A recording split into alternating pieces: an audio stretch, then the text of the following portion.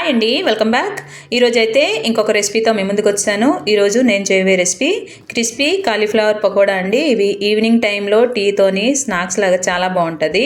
పిల్లలు ఇవి చక్కగా ప్లేట్ మొత్తం ఖాళీ చేసినలా తినేస్తారు. ఒకసారి మీ ఇంట్లో మీరు ట్రై చేసి ఎలాగొచ్చింది అనేది నాకు ప్లీజ్ కామెంట్ సెక్షన్లో కామెంట్ చేసి చెప్పండి. ఎవరైతే నా ఛానల్ కొత్తవారు చూస్తున్నారో ప్లీజ్ సబ్స్క్రైబ్ చేసుకోండి. ఇప్పుడైతే ఈ క్రిస్పీ కాలీఫ్లవర్ పకోడా ఎలా చేయాలో వీడియో చూద్దాం రండి. ఇక్కడ పకోడా కోసం నేను ఇక్కడ కాలీఫ్లవర్ 350 గ్రామ్ తీసుకున్నానండి. ఇవి 2 సార్లు బాగా కడుక్కొని మీడియం సైజ్ పీసెస్గా కట్ చేసుకొని పక్కన పెట్టుకున్నాను. ఇప్పుడు దీన్ని ఒక 3 గ్లాసెస్ వాటర్ని ఒక ఎడల్పు పాత్రలో వేసుకొని జస్ట్ లైట్గా వేడి చేసుకోవాలి. వేడి చేసి స్టవ్ ఆఫ్ చేసుకోవాలి. ఆఫ్ చేసిన తర్వాత ఇందులోనే 1/2 teaspoon salt, 1/2 teaspoon పసుపు వేసుకోవాలి. వేసుకున్న తర్వాత ఒకసారి బాగా కలుపుకొని ముందుగా కట్ చేసి పెట్టుకున్న కాలీఫ్లవర్ ముక్కల్ని ఇందులో వేసుకోవాలి. వేసుకొని ఒకసారి అంటే 1 నిమిషం పాటు ఇటు అటు కదుపుతూ డ్రైన్ అవుట్ చేసుకొని పక్కన పెట్టుకోవాలి. వాటర్ అంతా మొత్తం డ్రైన్ అవుట్ చేసుకోవాలి. చేసుకున్న తర్వాత ఒక బౌల్లోని వేసుకోవాలి.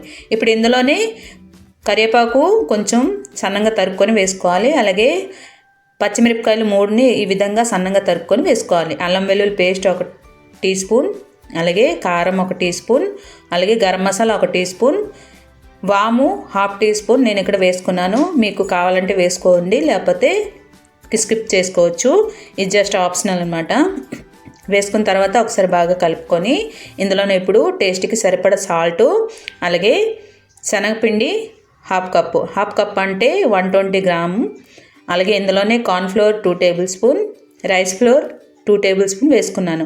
మీకు కావాలంటే అచ్చంగా రైస్ ఫ్లోరే 1/2 కప్ వరకు వేసుకోవచ్చు. వేసుకొని ఈ పిండి మసాలా అంతా కూడా ఈ కాలీఫ్లవర్ ముక్కల్ని బాగా పట్టించనివ్వాలి. ఈ విధంగా మొత్తం బాగా కలుపుకొని ముక్కల్ని అన్నీ కూడా బాగా పట్టించాలి. పట్టించిన తర్వాత ఇప్పుడు ఒక 3 నుంచి 4 టేబుల్ స్పూన్ వాటర్ని ఈ విధంగా స్ప్రింకిల్ చేసుకుంటూ కలుపుకోవాలి. మరీ ఎక్కువగా వాటర్ అయితే దీంట్లో పడదండి. ఎందుకంటే ఎక్కువ వాటర్ వేసి మనం ఎక్కువగా తడిగా చేస్తే పకోడీ అనేది డీప్ ఫ్రై చేసినప్పుడు బాగా ఆయిల్ అనేది పీల్చుకుంటుంది. ఇప్పుడు ఆయిల్ డీప్ ఫ్రైకి సరిపడా వేసుకొని వేడి చేసి వేడయ్యాక ఇందులో ఒక్కొక్కటి అనుకుంటూ పకోడాన్ని కూడా వేసుకోవాలి. వేసుకొని ఇంకొక సైడు టర్న్ చేసుకొని లైట్ గోల్డెన్ కలర్ వచ్చినంత వరకు బాగా ఫ్రై చేసుకోవాలి. ఫ్రై చేసి ఒక ప్లేట్లో టిష్యూ పేపర్ మీద తీసుకోవాలి. అంతే. ఇప్పుడైతే క్రిస్పీ క్రంచీ కాలీఫ్లవర్ పకోడా అయితే రెడీ అయిపోయింది.